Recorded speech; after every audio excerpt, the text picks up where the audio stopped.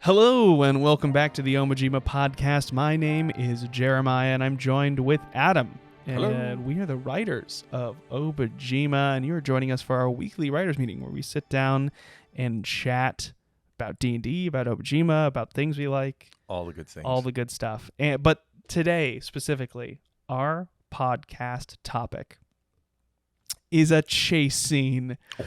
I know off camera we have some approving nods.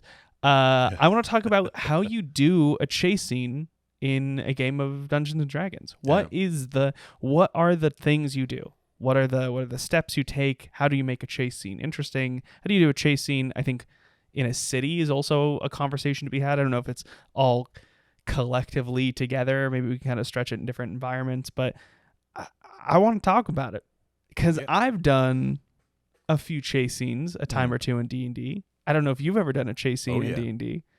And I feel like sometimes it's amazing and sometimes it's not fun. It's terrible. Yeah, it can be very terrible. I mean, it's like, especially like in, Yadamon City, the trope is a foot chase through the city, and you're scrambling along rooftops and you're going down alleyways and you're trying to lose. Either you're chasing somebody or somebody's chasing you.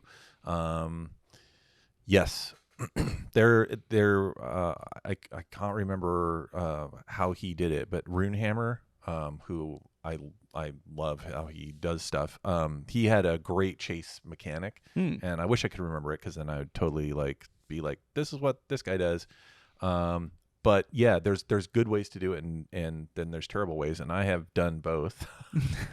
I would like to say I've done a good chase, but I've also done really terrible chases where, like midway into it, I'm like, oh God, this is going to go on forever.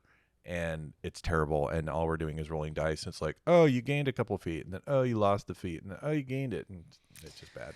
So this is something I've done in the past. I'd love to hear your thoughts on it. Okay.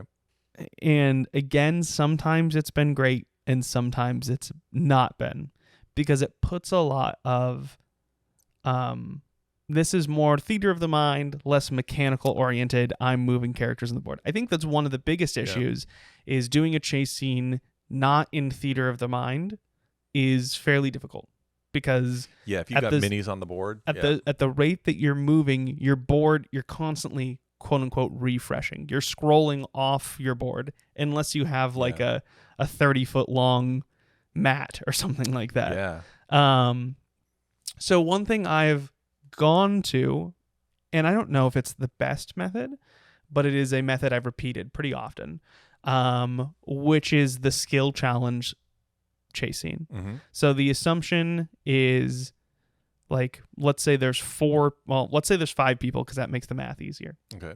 So in a round of combat or in a chase, I'm gonna have them all explain a thing that they are doing to kind of like add to the chasing. What are you doing to either hinder the person chasing you or the person you're chasing, and or get an advantage in some capacity? And I let them make a skill challenge, and then at the end, let's say each one of them does a different thing. If 3 of the 5 of them succeed, then the chase is over and they have gotten to where they're going. They've either captured the person or escaped. And so let's say they're being chased and they are running away, which I often find is not what happens in D&D, because most times people are the aggressors, like the players are the aggressors, not the defenders. So what'll happen is I'll say like, hey, I'll do a lot of fun exploration of what's going on and do a lot of descriptive words, and eventually I'll get to the point where I go, Adam, how are you fleeing and or gaining on them? And then you might say, I want to do this thing, and I go, perfect, and I ask you to make a skill challenge check or a skill check, and then if it succeeds, I describe it and how it kind of aids but maybe doesn't come to a full conclusion. Like, let's say you want to throw a bolo and tie up the person, and you succeed in a dexterity skill check to do that.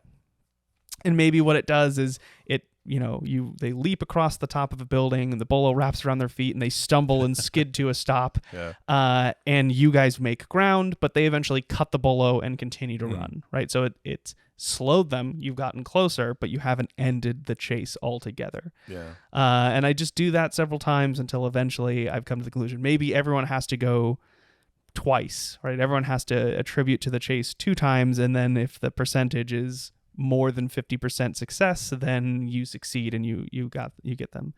The issue is that is fun in theory and has worked really successfully when everyone's like, yeah, we did this thing. Oftentimes, though, people struggle because the wizard, who's int based, is like, how am I going to think my way out of this? I cannot think faster. Yeah. And so it either leads to convoluted, nonsensical uses of how do I get an investigation check into this skill challenge because I'm really good at investigation, and that's going and either they can't think of something or they just turn to me and go, I want to make an investigation check, and then I have to come up with a creative way for them to investigate that would solve this problem for them. And so that slows it. That has been one of the leading factors that slowed it down. Then when it comes to, and then the other issue with that is I play with a lot of rogues. Yeah. And then just mechanically, one of the rogues will often be like, I'm fast as heck, buddy. Yeah. I'm the fastest there is. I'm moving 280 feet. I'm hasted. I'm doing it all. You don't understand. I'm outpacing a car right now. I will catch this guy. And then it's like, okay, yes, technically, but we're in a chase scene. So no. Yeah. So those are my gripes. I'm not saying any of those are the solutions. Yeah. I'm saying this is where I'm at on the chase scene. I'd love to hear your previous attempts at chase scenes. So chase scenes for me were, I kind of cut my teeth on chases using. Did you ever play the 007 James Bond role playing game? No. Okay. Has anyone ever? Well, let me tell you, fine friend. So that chase scene was done because, they were trying to simulate Bond movies. And so you had the role-playing game was based, just like you want to do all the cool things that James Bond did in the movies. You want to do all the spy stuff and you want to be cool and shoot guns and, jump out of planes and do all that. But also one of the things was chases. And so the way they solved it was that it was a bidding game. And so at the beginning of the turn, you're in your car, you're chasing the bad guy, or the bad guy's chasing you, whatever it is. And the DM would be like, okay, the bad guy is going to bid this number. And it was sort of like a difficulty rating. And it was saying they're going to try to do they're going to just try to floor it, but they're not going to try to do anything crazy. They just want to get away. And you're like, well, I'm, a 00 agent. And so I'm going to do something a little bit crazy, and my driving's really good, so I'm going to bid a higher difficulty, and then you would reveal, and it was like, oh, okay. And then if your difficulty was, a couple of things higher than them, then they had a system where it said you gained this much, and so you could overtake them, on a turn. The other thing that taught me as a dungeon master, because I DM'd that a bit, was that I had to learn how to describe cool, compelling moments. Like you're going to go up on 2 wheels or you're going to jump over a chicken cart, and, everybody screams. And then you have to go through this, or you're on a rail and you're, on the side of the highway. So there's this cinematic story element. And the cool thing was because James Bond was a movie, it's you kind of automatically thought about it, at least I did, in a cinematic way. Yeah. So it's okay, I want to create this cool, compelling cinematic moment. Later on in Dungeons and Dragons land, it was, that was sort of how I started to, the first time was okay, you're going to make dex rolls and do that. And it would just wound up being very boring. The next thing that I learned was okay, there's got to be some fun cinematic thing. So you might make your check and you run and you chase and you get closer, But then I would throw like obstacles, Mhm. like city obstacles in the way, like things like, okay, you're running and you get to a bridge and the bridge is ruined. And like, when the Fellowship's trying to escape the Balrog and everything's falling apart and they have to jump across stuff. It's like throwing things, or you're on a rooftop, you've got to jump to across an alley to another rooftop. It's like throwing cool, like tropey moments. Yeah. And at that point, I realized that the roles weren't that important. It was more the cinematic quality, like to create a sense of, what is compelling about a chase. It's to create this sense of like the villain cannot get away. You've got to catch this person. They have, like, I would only create a chase in a moment where it was imperative that they catch this person. Like, this person's got knowledge, they've got information that the party needs, they've got the magic item that they're trying to get, they've stolen the thing from somebody they care about, and it's like, we've got to grab this person. So there's this need to get them, and then I'm just kind of throwing in obstacles in their way. Now, of course, if they roll nat 20s, and then great, you got them. But what I'm always trying to do is create the cinematic moments. And I even wrote an article on this when I worked at Wizards. So it was like, simulation versus cinematic. How do you want a dungeon master? Here are the pros and cons. So, and ultimately Ari, I'm going to channel Ari at this moment. Because let me channel for a second. He is here at the table. Let me tell you about World War One. Trench warfare. Trench warfare. Hold on, let me get. No, that was it. Yeah. No more Ari. No more Ari. It was just for a brief moment. I saw a guy on a horse with a with a mask on. Yeah, that's right. The gas mask. Yeah, we both touch Ari for a moment in this psychic realm. But Ari always said he's like, D&D is a memory making game. He's like, if you're not making awesome memories, you're not up your D&D game. He doesn't say that. I say that. But he would just say D&D, these memory making games, like, you remember those moments, like where somebody just like two-handed overhead jumped off of a thing and smacked the beholder and killed the beholder. So there is this thing as a dungeon master where, like, and when I think about Obojima, it's like, okay, you go to a city like Yanamon, and you've got these adventures that are in there, and you're going to do it, have a good time. There's like mysteries and investigations. At some point, there will probably be, you've got to catch somebody. Yeah. Like a pest spirit grabs a thing and runs off with it, and you're like, got to run after that thing and get it. How do you make that compelling and fun? So there are those kinds of things where you're throwing obstacles in the way. You're creating dangerous moments where you could actually, the players have to kind of take a moment and be like, like Neo in the Matrix, where he's like, can I make that jump? It's like, free your mind, Neo. So, but the thing is that by storytelling, you've created this reason, like, you've got to catch this person. If you don't have that, if it's like, whatever, you don't have a chase, you just have a whatever. So it's got to be like, it's either catch this thing, or we're in trouble. We catch this thing, or we really fail badly. Yep. Okay, so hearing your thoughts on it, you have inspired me on certain things. What I'm gleaming, that is my role in life. What I'm gleaming from a chase scene, based off of the wisdom you've passed down onto us, is, setup is obviously important, right? Setting the stakes. Yeah.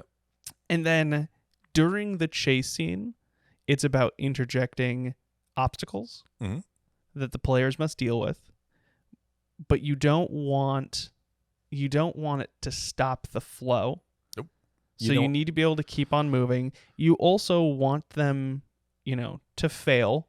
Like, you don't want them to fail, but you want them to be able to fail, but keep the, like, I think one thing that maybe some players struggle with is if you do it standard D&D terms, a la simulation, and you say, I'm going to put a 20-foot gap between, like, you have to jump off a bridge onto a boat, Tom Cruise style. Yeah. And it's like, okay, you need to leap 20 feet, and 4 players make it, and 1 player doesn't. Yeah. That 1 player is now left behind. It's out of the game. And that's not fun. That's not fun. So what you instead want is everyone makes it, but one player has a cost.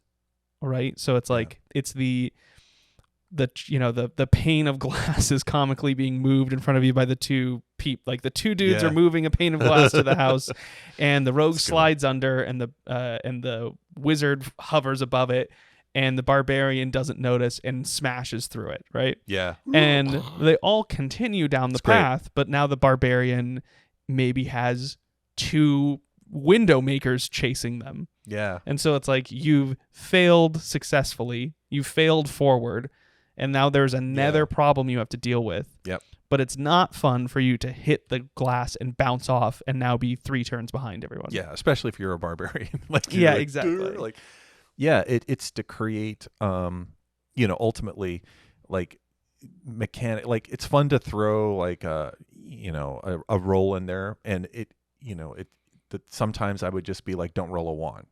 And if it's like something easy, then don't roll a 1 on a D20.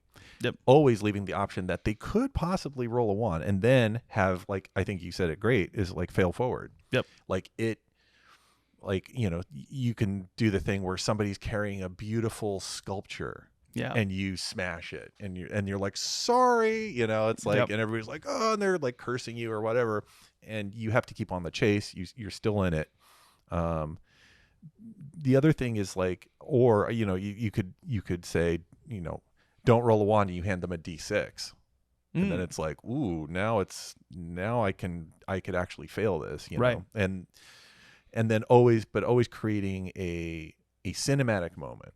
Yep. And that just comes down to, as a DM, like having in your pocket like a bunch of cool like cinematic moments, like I'll go back to the Fellowship of the Ring again, where the thing is wobbling, and it's like you gotta like time it and jump, and if you miss it, you could have all died or something like that. So here's a question then, which is kind of interesting. So, do you think it is, to keep things moving smoothly, do you think it is better to remove the D20 and simplify it with other dice? Sometimes, like, so it can be case dependent. If I have let's say I have an NPC, and like in one of our previous episodes, where we talked about creating really good villains. Yeah. I had one villain in a game, and it wasn't Dungeons and Dragons. It was another game. It was Call of Cthulhu, and I didn't really want the villain to be caught. I wanted the villain to get away, to make them feel like, oh, we almost had him. He slipped through our fingers. And to create that sense of like, next time, like Cobra Commander, hey, G.I. Joe, like, so perfect impersonation. Why, thank you. I've been practicing that all week. But like the that thing where, but I was like, but I don't want to railroad. Yep. If they roll great and they catch him, okay, you got him. And now I'm gonna have to figure out, okay, they've neutralized my villain, because they might actually kill my villain, and then I'm like, well, oh shoot, I had plans for that guy. But as a DM, I always want to allow for that. So that's when I would use the smaller dice.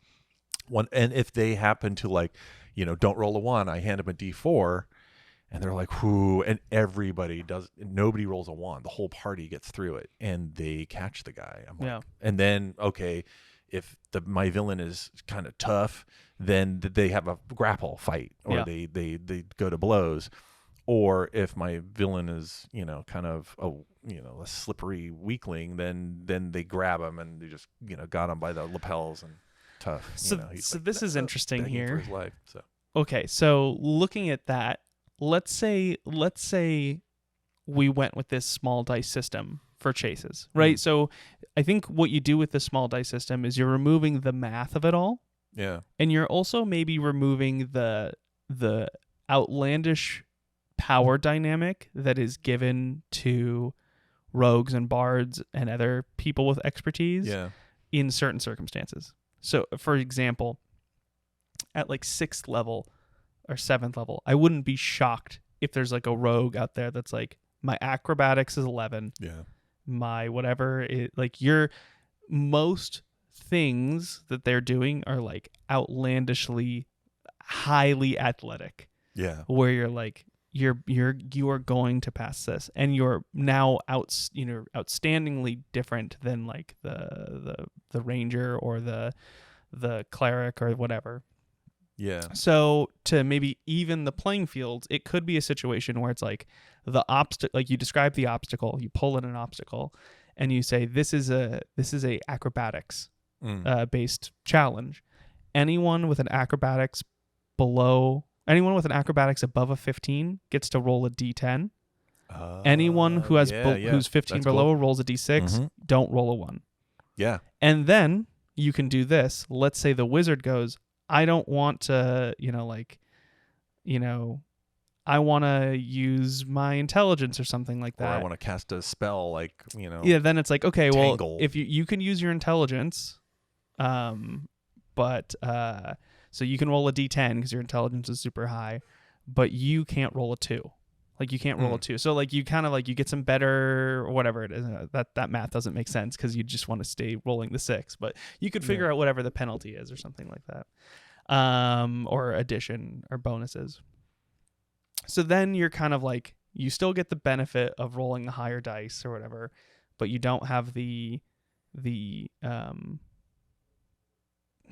you still get the benefit of rolling the higher dice, but you're no longer outlandishly better than everyone else. Yeah. It kind of evens the playing field. So then there's that. And then there's another thing that I've been thinking about, which is those dice are representing you overcoming obstacles. But what if you kept the dice in front of you? So it's like I rolled my d6, and whatever I roll, I'm going to keep there. And then you roll a different d6 for the next obstacle, and you keep it there. And maybe you do that 3 times. And at the end, everyone adds up all the numbers that they have, and maybe there's a DC set to the chase where it's like you have to have above 50. What does everyone have? Oh, we all have above. You have 72. You catch them. Oh, you're below 50. Then they got away. That's cool because you could have like you give the rogue, however many rogues are in the party, you give them all d20s. Yep. And the fighter, you give them a d12, and the wizard, you give a d6, and everybody rolls, and there's a DC. That's great. And then you're rolling as a party, and then it's not just sort of like singling one person out. Like everybody was, all the rogues were cool, and then the wizard fell over and was like, oh, I can't get up. It's like that way you can solve that problem. The other thing is this is like because they're no go. That's how you solve that thing. So the wizard, you come to an obstacle that is dex based, and the wizard wants to fix it by doing it something intelligence based. You say, okay, you have to roll a 4 or higher. Like you can't roll a 4 or lower, else you fail. Okay. But you get to roll a d10. Now, why would you do that? Because the odds of you succeeding through acrobatics are higher. Because you're trying to get a higher number for the DC at the end of the chase. By rolling 10s, you are just going to accumulate higher numbers for your math at the end of the game. Yeah. So like you're going to take on a higher risk by being like, I'm going to use the catwalk, or I'm going to call out and distract the people carrying the pain so I can slip past them before they block my way or something like that. But it's at higher risk. Larger percent chance of failure, higher reward at the end of the DC. I dig that. And I think, it's like, again, it's all DM discretion. Like if the DM's like, I don't want to deal with any of that stuff, fine. You just say they catch him or don't. But I think also like when you get into it, like I would have my players, because I played with players who'd played a lot. And so I could tell them like, tell me what your character's doing. Like if you're going to try to say, I'm not going to solve this problem with dexterity, but I'm going to solve it with my intelligence. Well, how are you going to do that? And then that gives a player a chance to kind of role play it and say, well, what's the environment I'm in? And it's like, okay, you're in a market. There's like, there's stalls, and there's like a fish market. And then beyond that, there's a vegetable market, and there's wagons and carts. And then the wizard might be like, well, I'm going to, cast gust of wind and blow the awning up and try to like snag the guy who's running away. And it's like, oh, cool. You're using your wits and your magic. And so it creates these cool moments to create cinematic coolness, You're in theater of the mind. I mean, unless you've got minis on the board, Right. In which anything can happen. And then you can also, like, players can combo off of each other. Like the wizard's like, I'm going to blow the awning and then hopefully it'll land on the thing. And then the rogue's like, well, I'm going to loop around and jump off the top of the building. When the awning lands on the guy, I'm going to like clonk him on the head. And the fighter's like, well, I'm going to plod up afterwards and just, give the smack down. Like, it creates these moments where everybody's working together and kind of telling the story. Yeah. Which I think is fun when it works. Yeah. And eventually, I think after having done it a bit in the past, like the hit ratio gets up there where there's fun moments in chases, and there's a sense of accomplishment, especially when they grab the bad guy. There are player groups where I felt comfortable having them fail. Yeah. And those players love the fail and love to see the villain get away, because they know what I'm up to. They know I'm concocting this, because then eventually when they do get him, it's going to feel that much better. Okay. So I want to come back to the failing.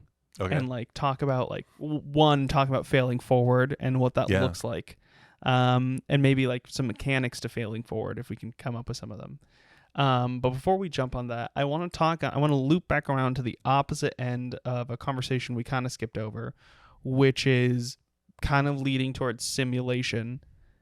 And I've always thought the opposite of this, but I know some people also would, if I'm in a chase scene, if you are chasing me and I'm the villain and you're one of the player characters, I know some people will roll for villains mechanically as well, where it's like we're both running and it's almost like we're at odds here, where I'm rolling and you're rolling, and whoever, let's say there's 50 feet between the two of us, you roll and you get some closer distance, and if I fail, I move backwards. If I succeed, I move forward. It's kind of this tug of war of distances, but that requires that the villain's also rolling, and that kind of plays into the mechanics of it. I've never been a huge fan of that. Yeah. Mostly because I find it cumbersome when I'm trying to tell the story. If I'm trying to come up with the descriptive, fun, interesting, interactive ways for all of these things to happen, if I'm worrying about what's going on with the villain at the time, I almost want the villain to be this untouchable, they're getting away and the players are in the fight to get them. I don't want them to be stumbling and slamming into walls as well. Maybe you can describe some of that, and maybe some of the things the players do combat them. But I tend to lean away from that. Yeah. But what are your thoughts on the villain also, or the person being chased also implementing roles to try to overcome obstacles? I mean, I liked I think that's why I think there was something kind of brilliant about the James Bond game, where it was a bidding.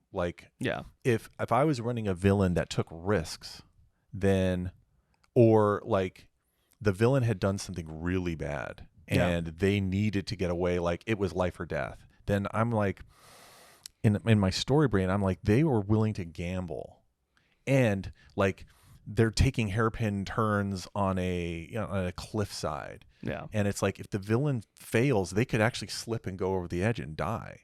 I could actually kill my own villain by, this high speed chase where they're trying to run for their lives. Yeah. There's something about that bidding where it's and it could kind of go back and forth. You're going to bid something high and I'm I've got to try to beat that. Yeah. So sometimes to apply that to Dungeons and Dragons, it's sometimes I would have to make the decision, what kind of moment do I want here? Is this kind of near the end of the adventure where this is the climactic moment? And so my job in my games, my job was to create those cinematic moments where everybody would be oh my gosh, and high-fiving, and it felt like this immense accomplishment. Sometimes I would just describe things that happened. The roles were just make a roll, don't roll a one. And that way it's because depending on my player group, if I knew that my players wanted to experience heroism and being awesome, then I would sort of create that, like, as long as you don't roll a 1, you're doing the heroic awesome thing. Yeah. And then it would just be through storytelling. The other way would be if my player group was the kind that liked, like, we kind of thrive that we could fail, then I would be like, okay, now my villain's going to roll, and I would actually, sometimes even show the roll. Here's what the villain rolls. Boom. Now beat that.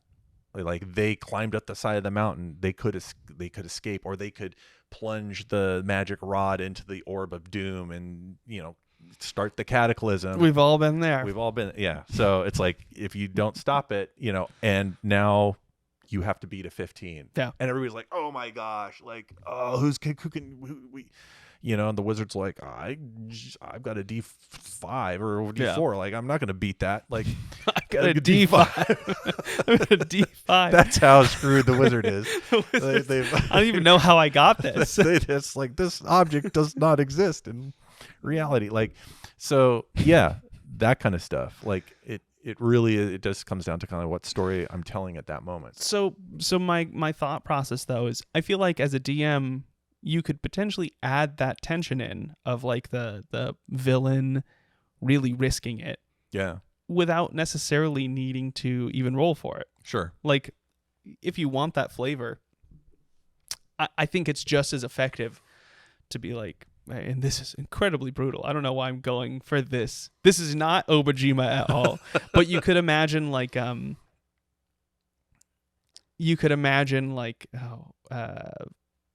put it in Star Wars, because for some reason with a lightsaber it seems less scary. But, like, the Jedi and the Sith are chasing after, and the Sith was running, and the door's closing, and the door closes, and it, like, catches the back foot or something like that, or catches their hand, and the Sith is like, I got to get out of here, and they just cut they cut their hand off to escape. You can do that without being like, I rolled a 1, so I have to cut my own hand off. Yeah. You can express how vigorously this villain wants to escape through their actions and some of the descriptions, without necessarily needing to leave it all up to chance on whether they're super awesome and are acing every test, or struggling just as much as you are. And that's the thing. It's like, all the dice, really, I mean, you could play Dungeons and Dragons without any dice, and just be like, I'm going to tell you the story of what happens, and I'm going to resolve sort of, how this thing evolves. The dice come in to kind of create that moment of, I may or I may not. Yep. And the idea that it's left up to chance that's the thrill. Yep. That's the sort of, I mean, gambling is the same kind of thrill. Like, I've put a ton of money on red, and I'm going to spin this random roulette wheel, and oh my goodness, we're going to find out. Like, and then there's that thrill, and when it lands, there's this immense, like, release, or this immense, like, oh no, disappointment. And that's sort of like, that's the dice element of Dungeons and Dragons. It's like, okay, so throwing in as much or as little of that as possible. So it's like to create a moment where we don't know how it's going to come out. I, as the Dungeon Master, don't know. You, as the player, don't know. The dice are going to determine it. You have some skills, and you get to roll this one thing. If you do it, cool things happen. If you don't do it, cool things happen, but the story takes a twist, and now the villain. What happens if the villain gets away? It's like, oh my, So that's the thing, and like you said, it could be a thing where you just, as a DM, you're just like, I don't need I'm going to tell that thing where the Sith Lord gets caught in the trap, and he cuts his arm off and keeps running. Everybody's like, whoa, that's cool. But there is a moment that comes up where it's like, are you going to catch him or not? Yeah. And if you want that moment to be random, which then creates this sense of tension, then that's when you bring in the dice. You're like, it's up to the fates to decide. You have a skill, you're pretty good at it, but you still may roll a 1 or a 2. And even though you're a super cool rogue or a super cool fighter, you may not get that bad guy. And that's the way the cookie crumbles. It's like in that case. And some players like that. Some players like to feel that sense of like, the villain got away. So some players don't. So let's talk about some of the obstacles that come up during a chase. And let's talk about, this conversation I feel like could go on for a really long time if I'm being totally honest. I think there's a lot here with like general conversations about failing forward, obstacles within the chase, theming within chase. I also feel like a conversation to be had about vehicles, because Obojima happens to have vehicles as well, and what does that look like and how does that affect racing on mopeds? Yeah, exactly. But let's start with the diversity and how to diversify obstacles, because I think that's something that I struggle with often when trying to come up with problems that a chase is something that's happening within a chase, is they tend to lend to the physical side of D&D. How do you create you can make gaps and things you have to climb over or break through or strong arm or be stealthy or whatever it is. Like there's a bunch of physically related things. But how do you make obstacles that are aimed towards the intelligence, wisdom, charisma is like impossible. And constitution's also quite hard as well. With Constitution, there's a bit of endurance, but I think charisma and Constitution are quite difficult. Intelligence and wisdom are a little easier, but even still, those 4 categories tend to be more difficult to bring up. And so, if you're trying to give like an olive branch to the druid, who's wisdom based, the bard who's charisma based, how do you make them feel as useful in a chase scene? Yeah, I mean, I think with the wisdom base, it's just like, what do you see? Oh, you see a ledge. Okay, I'm going to go use the ledge. They're still going to have to use dexterity or strength to get up there. Yep. So, that part's tough. But you could say, you see like little steps that lead up to it, or there are these bricks that are out of alignment, and you can like use them to get up to this ledge, and then you can run across and get them. So you could weave wisdom in there through that way. Charisma, that's a tough one. Again, it could just be that your bard isn't your best pick for the chase, and they're just going to have to kind of grit it out. Like if they if Dex was their stat that they didn't put any points into, then it's like, okay, you're going to be huffing and puffing behind.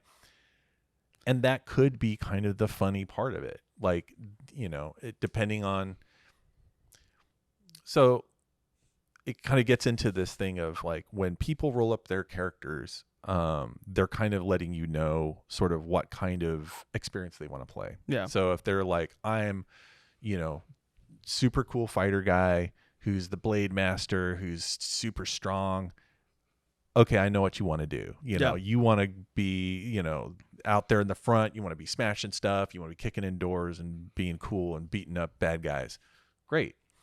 If somebody's like, I'm going to be the bard who has like a 5 dexterity and I'm kind of bumbling all the time, but I'm like playing my thing and maybe I'm a little bit drunky wonky, like, then it's like, then okay. Like, all right, you're not going to be the dude who's like out there in the front of the chase tackling people. So I've still got to give you something to do that's cool. Right. But when the chase happens, it's going to be like, there's going to be maybe a couple people in the party that are going to run. And now the party might be split somewhat. And maybe the bard gets to be, there's something cool for them to do. Like, I'm trying to think of like Jackie Chan and Drunken Master. Of course, he was super dexterous and would be flipping around. But is there something that's a hard part, right? So now it's like, as an obstacle, as I'm building out an obstacle for the DM, it lends to like, this is the solution that most people will take, and if there's a handful of characters that are going to want to serpent, it's the same problem I was describing earlier. There are people that are going to want to circumvent that obstacle through the skills that they are good at. Yeah. And so how do we as DMs prepare for that in a way that makes sense? And so like, okay.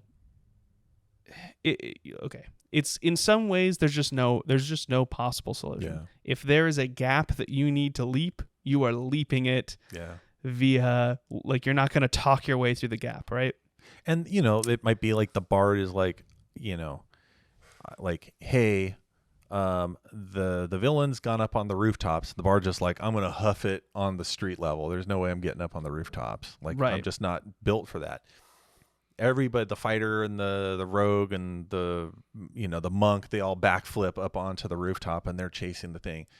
And you could build it in like where, the bad guy goes down, he's in the market and he bumps into the bard who's just like, huh? And then it's like face to face. The bard's like, got him, and then you're like, haha, see, I flipped the tables on everybody and all the super efficient, awesome characters, but it was the bumbling bard that got it, Right. And it's like, as and then it's like, hi, subverted expectations. So which I like. I think the hard parts with Chase is to make them feel dynamic, to split the party and send them in different directions. The bard and a handful of other players on the ground, and maybe 2-player, the wizard and the bard on the ground, and the barbarian, paladin, and ranger all chasing on the rooftops. All of a sudden, now you're setting up perhaps 2 separate obstacles from different groups. Sure. Yeah. You're interacting with them differently. The party's split. There needs to be diversity within the obstacles that you're coming up with now.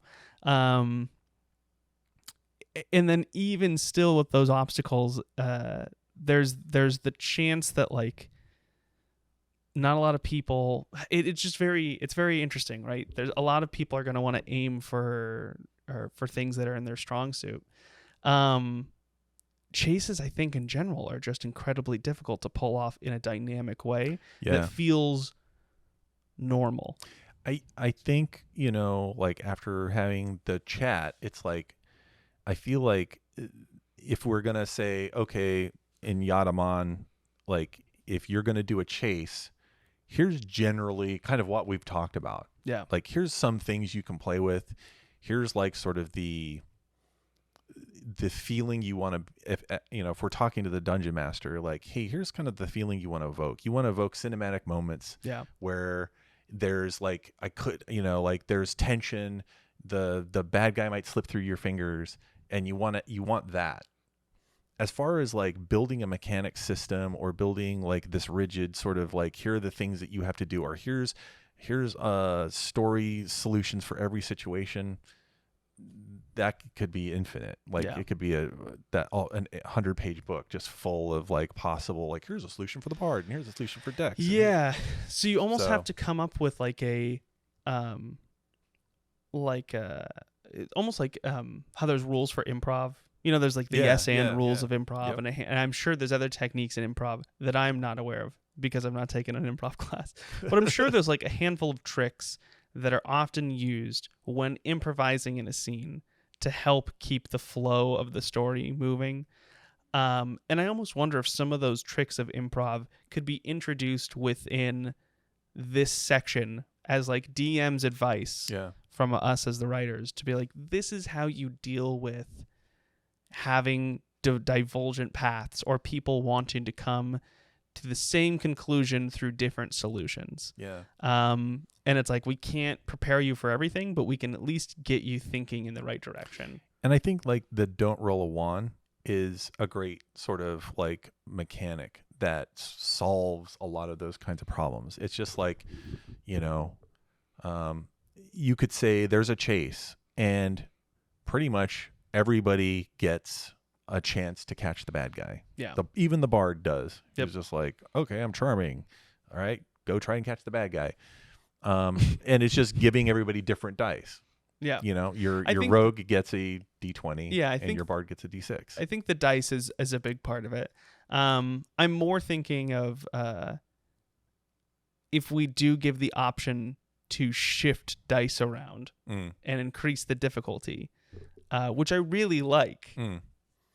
I think the answer is, if you're going to do stuff like this, you just need to be really prepared for a lot of improv and making stuff up on the spot. Yeah. It's almost like a prerequisite to you running a chase scene is being ready to like I would almost say like a page of this chase section, if we would include it in a book, would need to be dedicated to like preparing the DM for all of like the mental weight of telling a riveting chase scene, and then maybe giving examples afterwards of like, we'll tell the mechanics and then give examples of cool obstacles to throw your way. But like at the very end of it all, it's just like you're gonna have to do some mental gymnastics to make this work. I mean, do you think it's worth the ink just in a book? Like, it's like to have that, or just is, I guess the question is, first of all, like, do in Obojima, in Yatamon,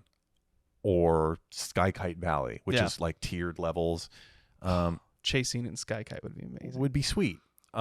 Is it gonna have like, is it worth like spilling the ink that it would take to describe something like this, or is it just sort of like we just write stuff and DM, if you're gonna have a chase in your game, like figure it out. Maybe you've got your own sort of homebrew thing. I'm, as I think a chase being one of those ongoing problems that a lot of people have, I'd love to spend a page dedicated to like, here's our takes. Okay. Because I think it's fun. Yeah. I think it's interesting. Not to say it's the definitive answer, but it's something that I think I'm interested in pursuing. That said, I really like the overall mechanical system that we've brewed up here. I think that's interesting.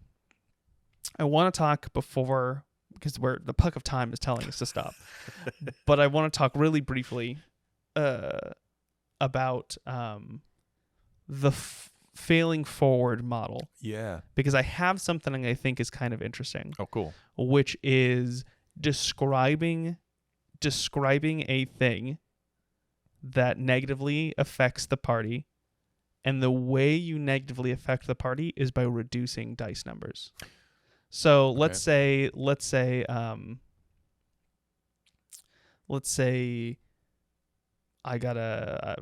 rolled a D10 and I rolled a 3 and my success number was a 4 or something like that. Maybe the thing that happens is like everyone's running and the barbarian makes the roof gap, the ranger makes the roof gap, and the rogue makes the roof gap, and then the wizard's running and they leap and they slam in their chest. They kind of do that fold thing where they don't fall, but they like hit the side of the roof and are like holding on by their arms. And he's like, "Fly, you fools!" Yeah, and it knocks the wind out of you, and you fail. You keep on moving forward. Everyone has to turn around for a brief moment and pull you up, and everyone reduces 1 from their dice. Or the wizard's like, "Go on without me." Sure. And then you're like, "Okay, well, we don't take." Then the wizard's behind, and I think that's a sacrifice you have to. I wonder though, depending on where you are in the chase, if it's better to take the -3 and get the wizard, because they're going to be adding more dice in the chase later. They're going to help you get there. That's interesting. That actually starts to it becomes a strategic game at that point. Which is kind of fun. There's some fun stuff in there. I think there are some players that would love that. Like, it's like, we need that wizard because the wizard's got the spell that can nail this bad guy. Yeah. We need the wizard. So we got to go back and get him. Like, Jim, go back and get him. Or like, it could also be that the wizard's like, "Go on without me." And that at that point, there's some points in Dungeons, D&D, where, or any role-playing game, where one player realizes like, "Hey, I'm just going to sit this one out and watch my buddies like try to get the thing while my character like gets out of the mud pit or whatever they did." Yep. And that's fine, just as long as there's not a ton of those moments where somebody's just kind of like twiddling their thumbs while everybody's having fun. But I think some players are okay with, like, because they can live vicariously through their pals, and they're still having fun, even though, they're not actually rolling dice or, contributing, or they're still catching up or whatever. I love that. I think that's cool. I think that's neat. And I like when players have to make those kinds of choices, because it makes it compelling. Yeah. Compelling story. I like it. I don't know where this mechanic is going to go. I don't know how this is going to exist. Just something I wanted to talk about. I would love to, like, in the future talk about how Ghibli does. Ghibli. I now don't even know at this point. I've been bullied no matter what way I say it.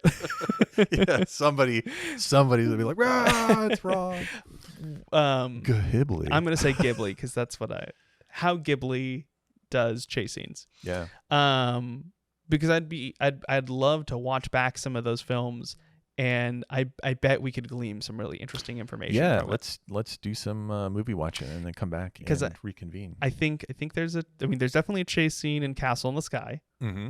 I think there's a lot of chase Porco scenes. Porco Rosso. Lots of air combat. Yeah, a lot of aerial stuff. I think Princess Mononoke might have a chase scene. I can't quite. Well, there's definitely the chase scene between. I guess it's interesting how but Ashitaka versus the boar at the beginning where they're running. Yeah. I don't know if that is a chase scene or if that's a combat. But there's something interesting there. Yeah.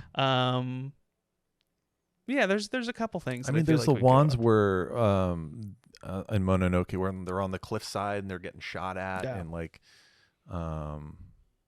There's something interesting there. Okay, that's cool. Anyways, the puck of time has told us to stop, so we're gonna stop. Thank you so much for joining us on our talks about chases. Tell us what you think about the mechanics down below. Yeah. What have you done for chase scenes? Maybe that can help us kind of hone in what we're thinking here. Yeah. And yeah, we're excited to hear what you think. You can join us on Discord, TikTok, Instagram, and I think that's it. Subscribe, follow, comment, like, all that stuff. And we will catch you next time.